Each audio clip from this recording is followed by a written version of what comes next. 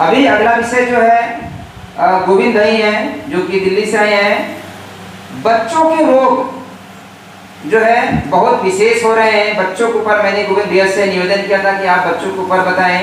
हालांकि जो भी हमारे यहाँ पे जो वैद्य हैं, गोविंद भैया हैं और या हमारे वैद्य जी हैं और डॉक्टर BN शास्त्री एक BMS डॉक्टर आने वाले हैं, वो भी सभी लोग पैर के नाखून से लेके सर के बाल तक हर चीज का इलाज करते हैं। वैद्य जी ने बोला कि मुझे कोई भी चीज दे दीजिए चलेगा।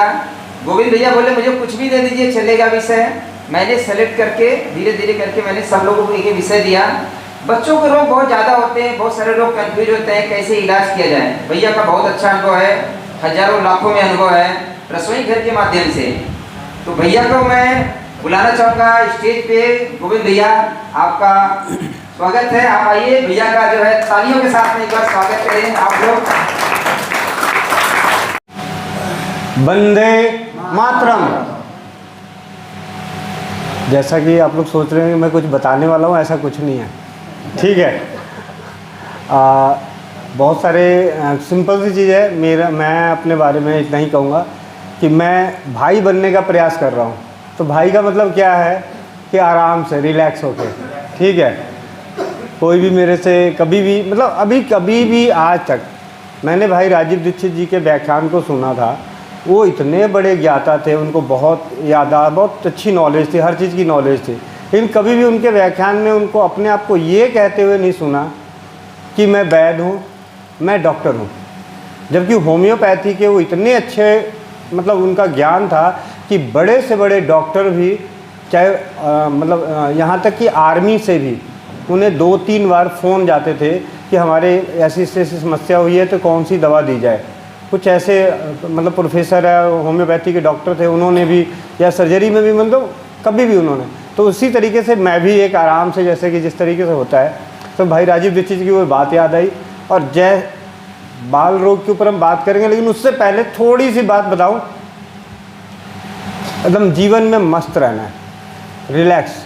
सबसे पहले कोई भी आपको कोई अपनी समस्या सुना रहा है तो आप उसे जितना शांति से सुनेंगे उतना ही आपकी बताई गई कोई भी औषधि उस पर बहुत ज़्यादा काम करेगा, ठीक है। समय के अभाव में अब मेरे पास भी कई बार होता है कि मैं झिझक जाता हूँ, बातें पूरी नहीं सुनता, उससे पहले ही जो मालूम होता है। लेकिन वो हुआ कैसे? अनुभव से। जैसे वो अपनी कहानी सुनाया जा रहा है, बताया जा रहा है अपनी समस्या, तो मुझे मालूम है भाई इतने फ़ोन सुन चुका है कि अब मालूम है कि इसको क्या और क्या बोलने वाला है। तो मैं कहा ठीक है, ये नहीं, ये चीज़ें ले लो, बस ऐसे बोल के।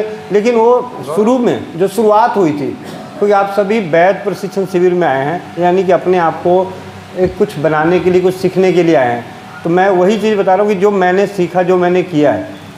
तो राजीव भाई को सुनने के बाद सबसे पहली राजीव भाई का एक और था व्याख्यान, बहुत अच्छा व्याख्यान है, जीवन जीने की कला, कार्यकर्ता के नियम। कार्यकर्ता के नियम वो एक है, अगर उसको सुनकर हम अपने जीवन में अप्लाई करते हैं और जिस क्षेत्र में जाना चाहते हैं, यानी कि यहाँ तक कि मैं कहूँ कि मैं जिस कंपनी में एज ए मैनेजर काम करता था, जब तक मैं राजीव भाई को नहीं सुना था तब तक तो उस कंपनी में मैनेजर तो मैं था ही, बहुत अच्छा मतलब। लेकिन राजीव भाई को सुनने के बाद जो मेरा महत्व बढ़ा, जो मेरा व्यवहार में बदलाव आए, मतलब जो एक होता है कि एम्प्लॉइयों के साथ या जो भी मेरे नीचे कलीग्स काम करते थे उनके साथ, जो हमारे परिवार में रिश्तेदार थे उनसे जो बातचीत हुई, उन सब में जो व्यवहार में, तो सिर्फ राजीव भाई के, तो वो भी कौन सा? जीवन जीने की कला और कार्यकर्ता के नियम।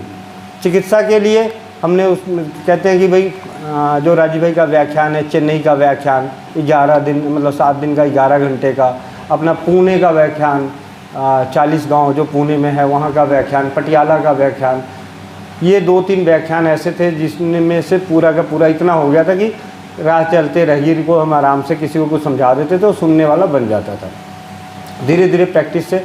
तो सबसे पहले आप सामने वाले की समस्या को बड़े शांति से सुनें, चाहे वो कितनी भी गंभीरता से हो। आपको नहीं मालूम, एक और ईमानदारी से दिल से बता रहा हूँ, आज के समय में हर इंसान चौधरी बन रहा है। चौधरी मतलब BRC चौधरी मत समझ लीजिएगा, मतलब चौधरी मतलब हमारे यहाँ होता है कि भाई चालू आदमी बनना, अपने आप को हर चीज़ में आगे करना। नहीं, हमें मालूम ही है हर चीज़, ठीक है। चौधरी नहीं बनना। अगर अब नहीं मालूम, किसी भी समस्या का उपचार नहीं मालूम, तो हाथ जोड़ के विनती कर दीजिए कि मुझे तो नहीं मालूम, मेरे जानकार में किसी को अगर मुझे आगे मालूम पड़ेगा तो मैं आपको बता दूंगा। और अभी फ़िलहाल आप अपने नज़दीक में जिससे भी है वहाँ जाके आप वो कर लीजिए, इलाज कर लीजिए, क्योंकि उससे क्या है कि आपसदारी बढ़ेगी, आपकी इज्जत छवि बनी रहेगी। कई ऐसे हैं, ऐसा नहीं है कि 6 साल में वहाँ जो आते हैं भाई, बहुत सारे हैं, बहुत सारी दुनिया, कोई नहीं ठीक होता। चाहे जितने मर्जी कर लो, कुछ नहीं, कोई नहीं ठीक होना। जिसको जाना है ना, सब धरी के धरी रह जाएगी औषधि। जिसको जाना, जिसके लिख दिया और जिसके कर्मों का कष्ट है। हमारे शास्त्रों में ही हम लोग, जो धार्मिक लोग हैं, वो मानते हैं कि पुराने जन्मों का फल मिलता है, तो कर्मों का फल होता है। तो कर्मों के फल में वहाँ पे आयुर्वेद का कायाकल्प क्या करेगा? मैं आपको मतलब ऐसे एक भाई वाली बात बता रहा हूँ, ये भाई वाली बात। तो वहाँ पे हमें ईमानदारी बरतनी है। आपको नहीं मालूम, यहाँ तो क्या है कि थोड़ा सा ज्ञान मिला, फिर फ़ोन पे कोई मिल गया, हाँ ठीक है जी, उसको बता दिया, उसका समय आप ख़राब कर रहे हो, उसका पाप लगेगा आपको।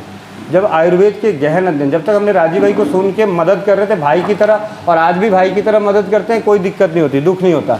लेकिन जब मैं चिकित्सा क्षेत्र में आयुर्वेद के ग्रंथों का अध्ययन किया, स्वाध्याय, अध्ययन नहीं, स्वाध्याय किया, मतलब अपने आप पढ़ा और उसमें समझने का प्रयास किया, तो ये बात तो समझ में आई है कि हमें चिकित्सक धर्म का पालन करना चाहिए।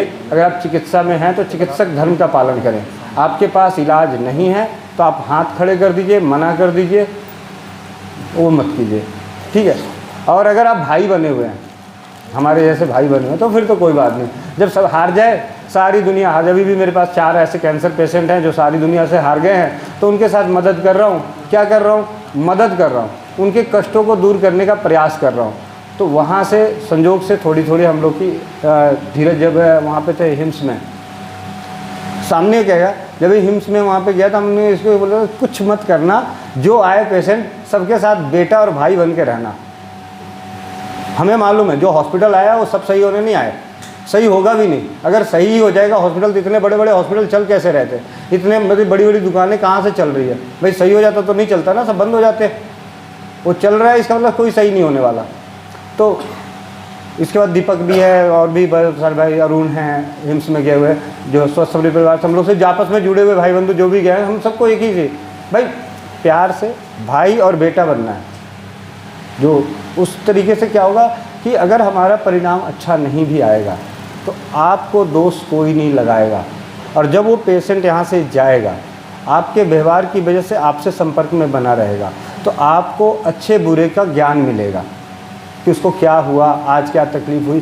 फिर दूसरी चीज़, हम चिकित्सा क्षेत्र में रसोई घर को ऊपर लेके आना चाहते हैं, उसके परिणामों को देखना चाहते हैं। तो जब व्यवहारिकता बनी रहेगी तो वो घर पहुँचेगा, कहेगा मेरे को उल्टी हो रही है, फिर आप उल्टी में के लिए कुछ उसको दोगे, उसका वो कहेगा जी ये मेरे से असर नहीं हुआ, तो आपके दिमाग में वो बात बैठेगी कि वो किडनी वाले पेशेंट था, उसको मैंने लौंग का पानी दिया, उसको उल्टी में आराम नहीं मिला। अगली बार कोई दूसरा किडनी का पेशेंट आपके पास आता है, मेरे को उल्टी होगा, तो सबसे पहले कांटा लगेगा कि लौंग इस पर काम नहीं किया, ठीक है। ये आप हमारे आपके भले के लिए, ये मतलब चिकित्सा क्षेत्र में जिस तरीके से भाई की तरह। अब आ जाते हैं बाल रोग में, बातें बदल हो जाएगा, भाइयों की तरह बात करता। मैं थोड़ी सी चीज़ एक बता दूँ। मैं 1-2 दिन इस भाई ने बोला, मैंने कहा कुछ भी दे दे यार, कोई बात नहीं, हमें तो बोलना ही है, जो दिल में आता है, जो सच है वही बोलना है, कोई ग्रंथ की बात नहीं है। तो एक मैं पहले एक लेख के रूप में जो है वो मैं थोड़ा सा आपको पढ़ के या थोड़ा संक्षेप में बताऊं। इतना नाजुक क्यों है आपका लाडला? इतना नाजुक क्यों है आपका लाडला? आप अपने बच्चों का इतना ख्याल रखते हैं, उसे आपने हर समय आपने समय पर सब वैक्सीन लगवाए हैं। आज सुबह एक भाई साहब कहाँ पे हैं, वो लंबे से थे, हाँ, उन्होंने आपके लिए भी है, बहुत अच्छी बात है, ध्यान से सुनिएगा। आपने समय पर सब वैक्सीन लगवाए। शहर के बेहतरीन शिशु रोग विशेषज्ञों की निगरानी में वह है। अच्छे से अच्छा हेल्थ ड्रिंक आपने उसे पिलाते हैं। साफ़ सफाई के लिए ब्रांडेड वस्तुएं प्रयोग करते हैं। लगभग अब तक की मानव सभ्यता के आप सबसे केयरिंग माँ बाप हैं, लेकिन फिर भी आपका लाडला बार बार बीमार पड़ता है और अत्यंत कमज़ोर है। जरा सा मौसम बदला नहीं कि अस्थमा, कुछ ठंडा खट्टा खाया नहीं कि टॉन्सिलाइटिस और निमोनिया, जरा सा घी या भारी कुछ खाया नहीं कि पेट खराब। आपका लाडला कई नई नई तरह की बीमारियों का घर बनता जा रहा है। किसी बच्चों को गेहूं की एलर्जी है, तो किसी को नींबू की, तो किसी को धूल की, यहाँ तक कि जीवनदायिनी सूरज की रोशनी से भी आपके लाडले को एलर्जी है। किसी भी बच्चे को खून नहीं बनता, तो किसी को इंसुलिन की ज़रूरत है, किसी की हड्डियों से ज़रूरत से ज़्यादा बढ़ रही है। आखिर मानव सभ्यता के सबसे ज़्यादा ख्याल रखने वाले माता पिता की संतानों को यह क्या होता जा रहा है? वह काल के गाल में औंधे मुँह गिर रहे हैं। यदि हम इंसानों की बच्चों की तुलना जानवरों के बच्चों से करें तो पाते यही हैं कि जानवरों के बच्चे आज भी पहले की ही तरह बलवान हैं। उन्हें कोई रोग नहीं है, ना पोलियो, ना कैंसर, ना हार्ट अटैक, ना डायबिटीज़, हाँ किसी तरह की एलर्जी भी नहीं। वो आज भी चाहे वो खा सकते हैं। अब हम देखते हैं जानवर के बच्चों का पालन और इंसानी बच्चों के पालन में क्या अंतर है, उसके शरीर पर क्या परिणाम होते हैं। उदाहरण के लिए हम हाथी के बच्चे और इंसान के बच्चे को भेद करते हैं। 1000 साल पहले हाथी की उम्र, औसत उम्र जो थी 90 साल, 1000 साल पहले इंसान की औसत उम्र 160 साल। आज हाथी की उम्र 90 साल है, इंसान की आयु 65 साल है। हाथी की माँ गर्भवती हुई, इंसान की माँ भी गर्भवती हुई। हाथी की माँ अपनी सामान्य ज़िंदगी जी रही है, इंसान की माँ डॉक्टरों के पास पहुँच चुकी है और एक सोनोग्राफी करवाकर डॉक्टरी सलाह से दवाएं लेकर लौटी है। मतलब हाथी की माँ भी गर्भवती, वो भी एक बच्चे को जन्म देगी, और माँ हमारी माँ भी। पूरी गर्भावस्था में हाथी की माँ बिना किसी डॉक्टर के सलाह के अपनी ज़िंदगी जी रही है। उसकी सोनोग्राफी और खून की जांच नहीं हुई, और हाँ कोई करवाने वाला भी नहीं है। इंसान की माँ पूरी गर्भावस्था में डॉक्टरों की सलाह पर चल रही है। ध्यान रहे, आज के डॉक्टरों को मिला ज्ञान केवल 50 वर्षों के अनुसंधान का ही परिणाम है, और उसमें भी परस्पर कई मतभेद हैं।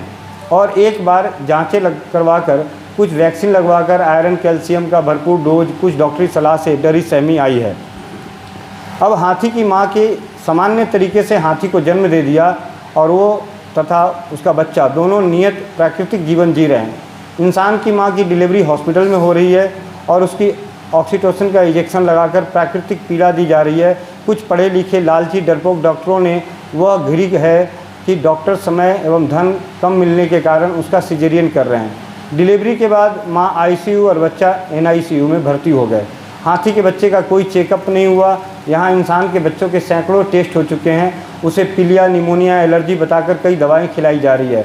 हाथी का बच्चा माँ का दूध पीकर बड़ा हो रहा है। इंसान का बच्चा माँ का दूध, पैकेट का दूध, दवाएं पीकर बड़ा हो रहा है। साथ ही कई बीमारियों से बचाव के लिए टीके भी लगवा रहा है। हाथी का बच्चा अब 10 साल का हो गया है, और जंगल में हरी भरी पत्तियाँ फल खाकर मस्त है। इंसान का बच्चा पिज़्ज़ा, बर्गर, कोल्ड ड्रिंक का सेवन करने लगा। छोटी छोटी बीमारियों के लिए उसके पास बहुत सी दवाएं हैं। हाँ, उस पर अब पढ़ाई का मानसिक दबाव भी है। हाथी अब 50 साल का हो गया और मस्ता हुआ जंगल की वादियों में घूम रहा है। इंसान अब 50 वर्ष का, कई बीमारियों उसे हो चुकी है, जैसे मधुमेह, कैंसर, हार्ट अटैक। कुल मिलाकर 15,000 बीमारियों से घिरे हुए होने का खतरा है। हाथी अब 80 साल का हुआ, इंसान स्वर्गवासी हो गया। तकरीबन 20 साल हो चुके। ये हाथी और इंसान के जीवन की कहानी आपको हंसा रही होगी, लेकिन यह हकीकत हमें स्वीकार करना चाहिए। हम आधुनिक माँ बाप जानवरों से कुछ सीखना चाहिए, इससे शर्म करने की कोई बात नहीं। हम इंसान आधुनिकता के फेर में इतना आगे बढ़ गए हैं कि अपनी अनमोल सेहत की कोई परवाह नहीं करते। आपके लाडली को कौन बीमार और नाजुक बना रहा है? अप्राकृतिक टीकाकरण एवं दवाएं। बच्चों के पैदा होते ही दवाओं का एक अनचाहा डोज उसे दिया जाता है, जो कि उसके शरीर में रासायनिक असंतुलन पैदा कर देता है। उससे शरीर की बीमारियों से लड़ने की प्राकृतिक शक्ति को खत्म करके दवाओं पर निर्भर बना देता है।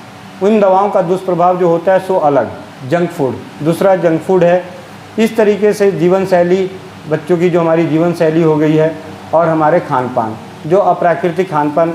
अब कुछ चीज़ें ऐसी है कि जो हमारे बस में नहीं है।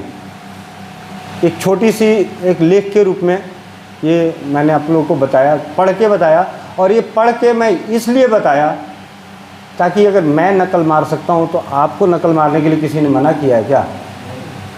हाँ, मैं जो भी, एक सिंपल सी चीज़ है, सबसे कामयाब इंसान वही है जो नकल मारता है। सुबह मैंने बोला कि शायद बात कोई थी कि अगर हर सफल आदमी अपने आप को नंगा कर दे कि उसने क्या किया है, और उसी की कोई कॉपी कर ले तो उसकी सफलता होते देर नहीं लगनी। लेकिन सफल आदमी जो है, जो भी सफल है, वो झूठ परोसता है, झूठ परोसता है। मतलब पर्दे के पीछे की कहानी, जैसे हम लोग यूट्यूब पे वीडियो देखते हैं या जो भी देखते हैं या फिल्म देखते हैं, सही मामले में फ़िल्म बनते हुए कोई देखेगा तो मतलब एकदम अच्छा नहीं लगता, एक पैसे का अच्छा नहीं लगता। लेकिन उसको एक आजकल टेक्नोलॉजी के माध्यम से जिस तरीके से सजा दया देता था, 3 घंटे तक आदमी मंत्रमुग्ध होकर वहीं बैठ जाता है। लेकिन असली सच्चाई क्या है? पीछे कुछ और ही था। पीछे क्या है? जो टीवी पे देख रहे हैं, जो फिल्म देख रहे हैं, वो सच नहीं है, क्योंकि वहाँ हुआ तो कुछ और था। उसने तो मुक्का भी नहीं मारा था और वो ऐसे इतने उछल के गिरा जैसा लगता है पता नहीं कहाँ गिर गया। तो ये चीज़ें हैं। तो सच यही है कि हम सब अध्ययन करने वाले हैं, स्वाध्याय करने वाले हैं। स्वाध्याय करते हैं, कहीं पे कुछ कन्फ्यूजन है, बहुत सारी बातें नहीं समझ में आती। एक सिंपल सी चीज़ है, जो चीज़ समझ में आती है उसी पे काम करते हैं। अभी सुबह मेरे साथ कोई भाई बंधु आ रहे थे तो हमने कहा जी उसी पत्थर में सर मारना जिससे लगे कि ये पत्थर तुमसे हिल जाएगा, नहीं तो सर ही टूटेगा। फिर एक और बात होती है, अगर आप परिस्थितियों को नहीं बदल सकते तो परिस्थितियों के प्रति नज़रिया बदल दो, नहीं तो निगेटिविटी में ऐसा होगा कि ना आप इधर के रहोगे ना उधर के। तो ये कुछ चीज़ें जो हमारी सकारात्मक जो ये हमारे पूर्वजों में बड़े बुजुर्गों ने सिखाया है। दादी नानी, मेरी नानी अभी पिछले जब मैं आया था यहीं 4 महीने, हाँ वही अभी जो लास्ट हमने अप्रैल में हुआ था, 30 तारीख को यहाँ गया, 1 तारीख को मैंने नानी से मुलाकात की और 3 तारीख को सुबह मेरी नानी ने अपना शरीर छोड़ दिया जो 92 साल की थी। उन्होंने अपने जीवन में मैं कहता हूँ किसी और को भी ना देखूँ तो सिर्फ अपनी नानी को देखता हूँ तो मैं कहता हूँ जी हमें तो, अगर मेरी नानी ने अपनी 6 बेटियों के 6 बच्चे, मतलब 36 बच्चों को पाला, ठीक है, मतलब एक बहुत अच्छा कुलबा था और उन्होंने सब हम नानी के घर में पले हुए हैं। तो इतना अच्छा उनका एक्सपीरियंस था, उन्होंने कभी हम लोग को दवाइयाँ नहीं दी। मेरे भाई को निमोनिया, जो कहते हैं कि बच्चों को, छोटा बच्चा निमोनिया, तो मेरे बड़े भाई के बारे में इतना कहा गया था कि अंत में हार के, मतलब पूरे गांव का इकलौता बेटा था मेरा भाई जो पटना जाके हॉस्पिटल में इलाज हुआ था। लेकिन जब डॉक्टर शिशपाल ने जब मना किया कि ये नहीं बचेगा, आप ले जाओ इसको, तो वो ला के मंदिर के बाहर रख दिए थे। जाड़े का महीना था, 1 महीने का मेरा बड़ा भाई था। सुबह वो जिंदा मिला तो पूरी ज़िंदगी जिंदा रह गया। तो जाके राखो साइयाँ, मार सके ना कोई, ये यहाँ पे ये बात सीखने को मिलती है कि ऐसा कुछ नहीं है, ठीक है। अब ये भी नहीं है कि जानबूझ के भी ऐसा किया जाए, लेकिन ये बात हकीकत है कि जहाँ पे लोग इतने लोग डरते हैं। पीछे में कुल्लू से फ़ोन आया था एक भाई का कि भैया यहाँ पर बहुत बर्फ़ की बारी हो रही है और ये माँ का गर्भवती है, क्या होगा? मैंने क्या हो गया, आज तुम्हारे पास गाड़ी नहीं है, डॉक्टर के पास नहीं पहुँच रहे तो रो रहे हो। पहले भी तो वहाँ बर्फ़ होती होगी, पहले भी तो बर्फ़ गिरती होगी या नहीं गिरती? या साथ में बोल दिया, मैं कहा वहाँ तुम्हारे यहाँ चूहे होते हैं? कह हाँ होते हैं। मैं कहा उसके बच्चे होते हैं? कह हाँ होते हैं। तो फिर कैसे होते हैं? वो भी तो बर्फ़ में ही होते होंगे। नहीं, हर किसी को अपनी अपनी प्रकृति है, जहाँ जो है वो उसके हिसाब से शेर बना रहता है। डर ख़त्म करो, बहुत एनर्जी आ जाएगी, बहुत ज़्यादा। और वो नॉर्मल डिलीवरी, मतलब जाने की भी ज़रूरत नहीं पड़ी, क्योंकि बर्फ़ इतनी हो रही थी, बारिश इतनी हो रही थी, नॉर्मल डिलीवरी घर पे ही। नाड़, वो कहते हैं वो नाड़ जी जो काटा ना, वो उसके पति ने काटा। हाँ, मियाँ बीवी दोनों ने मिलके बस वैसे ही इस तरीके से बच्चे को जन्म दे। तो वक्त हर कुछ सिखला देता है।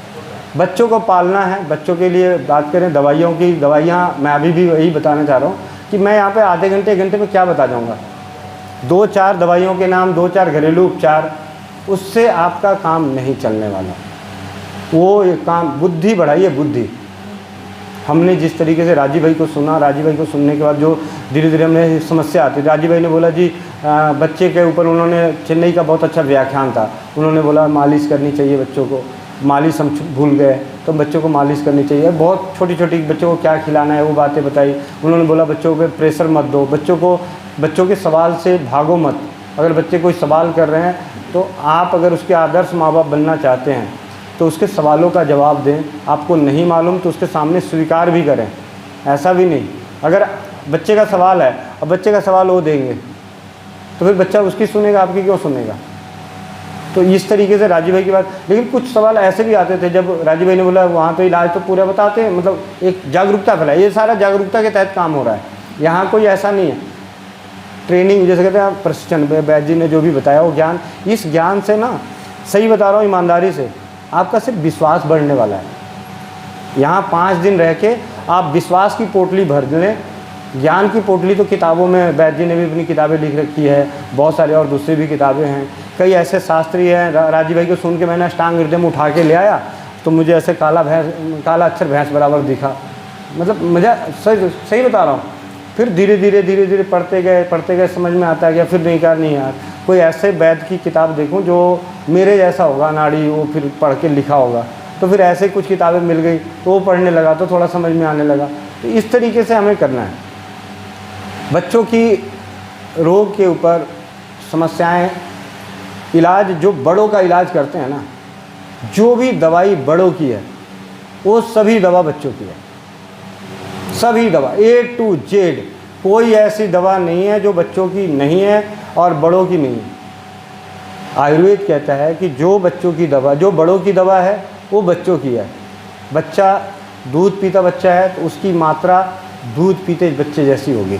बस एक सिंपल सी चीज़ है। एक आयुर्वेद में चिकित्सा चंद्रोदय नामक पुस्तक पढ़ रहा था, वहाँ पे उन्होंने बहुत अच्छी मात्रा का सेवन किया था। बायोडीन होता है, एक बायोडीन के बराबर 1 महीने की मात्रा। 1 महीने का बच्चा, एक बायोडीन का वजन जो है उतने बराबर। लिक्विड है तब भी और पाउडर है तब भी। 2 महीने का 2, 3 महीने का 3, 4 महीने का 4, 5 महीने का 5, 6 महीने का 6, 7 महीने का 7। बस ये है मात्रा, सबसे सरल मात्रा। बच्चों को क्या दे, बुखार है, छोटा बच्चा है, बुखार है, एकदम दूध पीता बच्चा है, तो उसको आप नहीं कुछ देना चाहते हैं तो आप माता के निप्पल पे, स्तन पे आप वो दवा लगा दें। जो भी बच्चे को दवा देना चाहते हैं, बुखार की दवा देना चाहते हैं, तुलसी रस मान लो बुखार की दवा है, बुखार का काढ़ा है उदाहरण के तौर पे, तो तुलसी का ज़बरदस्त काढ़ा बना के शहद मिला के थोड़ा सा गाढ़ा टाइप का करके स्तन पे लगा दें। बच्चा दूध पिएगा, उससे पहले तो स्तन ही चाटेगा, चला जाएगा। कितना सिंपल है। ये चीज़ें हैं। तो ये सब चीज़ें कहाँ से मिला ज्ञान? स्वाध्याय से। कुछ कहीं सुने अपनी दादी नानी के उपचार से, जो हमारे यहाँ कहते हैं। अलग अलग गांव में अलग अलग होता है। हमारे यहाँ, मेरे यहाँ 12 सिंघा का सिंग रखा जाता है, उससे बच्चों की सारी बीमारियाँ ठीक करी जाती है। मतलब हमारे गांव में, मतलब हर घर में होता था 12 सिंघे का सिंग। कई लोग ऐसे हैं जो जहाँ के हैं वहाँ उनकी यहाँ मिलती होगी, उसी से इलाज होता होगा। अब क्या है कि हम लोग हैं ऐसी जगह पे जहाँ पे सब चीज़ मिलता है, तो हम लोग क्या, अरे ना ये वाला काम नहीं करेगा। जो अपने यहाँ मिलेगा वो काम नहीं करेगा, जो नहीं मिलेगा वही काम करेगा। ये मानसिकता बन गई है। ये सब मानसिकताओं को दूर रखनी है। इसके बाद बच्चों की होम्योपैथी बहुत अच्छी औषधि है। होम्योपैथी औषधि के मामले में आयुर्वेद सब चिकित्साओं का माँ कह लीजिए बहुत ऊपर है। मतलब उसके बारे में व्याख्यान नहीं कर सकते। आयुर्वेद के बारे में कहा जाता है कि अगर आपको 10 जन्म कम भी पड़ जाएंगे आयुर्वेद को समझने, सीखने और प्रयोग करने में, 10 जन्म, एक दिन रोज़ भी पढ़ेंगे तब भी। इतने सारे आयुर्वेद पे शोध भी हो चुके हैं, इतने ग्रंथ हैं, और उस पर भाई एक श्लोक है, उसी श्लोक को पिछले 5000 10,000 वर्षों से अलग अलग इंसान अलग अलग जगहों पे उस श्लोक का अपने अपने परिवेश के हिसाब से उसका उपयोग कर रहे हैं। उसको एक तथ्य है, तो उसके ऊपर तो अलग अलग व्याख्या है। तो आयुर्वेद महासागर है, तो उस पर नहीं। तो हम करते कि बात आयुर्वेद के बाद होम्योपैथी बहुत अच्छी होती है बच्चों के लिए। होम्योपैथी में बहुत सारी दवाइयाँ होती हैं, लेकिन यहाँ पे बात होती है चिकित्सा कैसी करनी चाहिए। होम्योपैथी देनी चाहिए बच्चों को, बायोकेमिक देनी चाहिए। होम्योपैथी की एक दूसरी है, 12 दवाइयाँ होती है, उससे होती है। उसके ऊपर एक अभी सेशन चलेगा तो मैं बताऊँगा। होम्योपैथी में भी चलेगा तो भी बताएँगे। बच्चों के लिए सबसे उत्तम, दूध पीते बच्चों का कभी भी इलाज बच्चे की ना करें, माँ की कर दें। लेकिन यहाँ क्या है, सब्र ही नहीं है। मानसिकता, हम मानसिक रूप से इतना डरा दिए गए हैं। भाई एक चीज़ बताओ, चूहा एक दिन एक बार में कितने बच्चे देता है? चूहिया आप लोग मेरे को बता रहे कितने बच्चे देती है? 6-7। बकरी भी ऐसे ही हैं। कभी आप लोग हॉस्पिटल देखा उसको जाते हुए? कभी वो एक बार भी गया हो? कभी नहीं। हम क्यों जा रहे हैं? क्योंकि हम उनको धन दे सकते हैं, वो धन नहीं दे सकते। कुत्ते के ऊपर पूरा का पूरा चिकित्सा विज्ञान लगा पड़ा है, क्योंकि कुत्ता पालना शुरू कर दिया लोगों ने। और कैसे पालते हैं कुत्ते? बेटे से बढ़ के। अपने बच्चे को तो फिर भी 2 साल 4 साल का हो जाएगा तो उसको अलग रूम दे देंगे, अलग बेड दे देंगे, तो इस पर सोएगा, मियाँ बीवी तो हम इधर सोएंगे। लेकिन अगर कुत्ता है तो पति अलग हो जाए, कुत्ता साथ में सोएगा। आपको हंसी लग रही है, मैं तो देख चुका हूँ। हाँ, बच्चे को खिलाने के लिए नहीं लेके जाते, कुत्ते को सुबह सुबह आप खुद को डॉक्टर बोलेगा जी सैर को जाओ तो नहीं जाएंगे, लेकिन कुत्ते को लेके जाएंगे ना बेड पे, मतलब तो ये चीज़ है। क्यों? अब उसके लिए सारे पेट हॉस्पिटल बने हुए हैं, बहुत बड़े, उसके लिए भोजन बन गए हैं, जो क्या क्या नाम होते हैं अंग्रेजी में, मतलब उसके वैक्सीनेशन बन गए, बहुत सारी चीज़ें बन गई। क्यों? क्योंकि वहाँ से बिजनेस मिल रहा है। जो जो पैसा देगा उसके लिए चिकित्सा विज्ञान, चाहे वो किसी भी चिकित्सा विज्ञान का होगा, व्यवसायिक किस्म के लोग उसके लिए कुछ ना कुछ ढूंढ के लाएंगे, चाहे वो आयुर्वेद हो, नेचुरोपैथी हो। अभी थोड़े दिन में दिन चिंता ना करो, नेचुरोपैथी में भी कुत्ते का इलाज चलेगा। हाँ, मैं भाई 110%। अब मैं 5 साल 1-2 साल की बात है, बहुत जल्दी VRCG भी लेके आ जाएंगे कि वह अपने कुत्ते को ऐसे रखो। उसके लिए एक प्रोग्राम करते हैं, 2 दिन का क्लास है, ऐसा चलेगा हर कोई, या न्यू डाइट सिस्टम वाले या दूसरे जो नेचुरोपैथी अलग अलग, वो सारे लाएंगे क्योंकि उनको पैसा चाहिए। तो ये चीज़ें हैं जिन बच्चों के लिए एक सबसे सरल, जो हमेशा कारगर है, कभी भी हार नहीं देता। जैसे उन्होंने बताया, हरड़ जो है माँ है, हरित की बच्चों की माँ है, जायफल बच्चों का बाप है। अगर इन 2 औषधियों के सारे गुण धर्म, सारे उपयोग नकल मार के पढ़ लेते हैं, ये नकल मार के याद भी कर लेते हैं, तो PhD की तो अभी कौन भाई हैं जो PhD कर रहे हैं, वो थेसिस लिख रहे हैं, नकल मार के ही लिखा जाता है। भैया आप ही कर रहे हो ना PhD, नकल ही मारते हैं, ईमानदारी से बताओ, नकल ही मारते हैं ना, पूरा का पूरा उतार के देते हैं, थोड़ा बहुत अपना हिसाब टेढ़ा मेढ़ा कर देते हैं, तो एकदम नकल मारना है। आप जायफल को और हरड़ को, इन दोनों के ऊपर होने वाले प्रयोग आप चाहे गूगल पे कर लो, चाहे कहीं भी कर लो, किसी शास्त्र का कर लो, किसी किताब का कर लो, बहुत सारे वैद्यों की किताब है बच्चों के ऊपर, उनके ऊपर सर्च करके आप नोट कर लो। नहीं तो मैं अपना नकल दिखाता हूँ। कोई एक भाई इधर आइएगा, कोई एक भाई आ जाओ।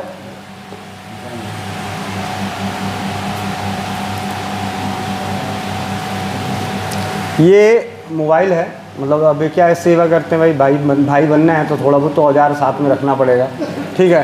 तो इसमें क्या है बाबू, ये क्या है, लेबल चाइल्ड। अब मैं इसको, आप खोलोगे मैं खोलूँ? नहीं, आप खोलो, मैं खोलूँगा तो क्या होगा, आपने कुछ कर दिया।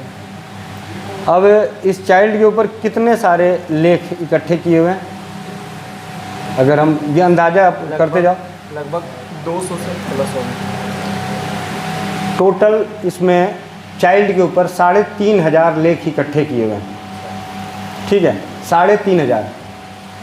तो इसमें क्या क्या नहीं है, अगर शिशु के पेट की गैस के घरेलू उपचार, यही है।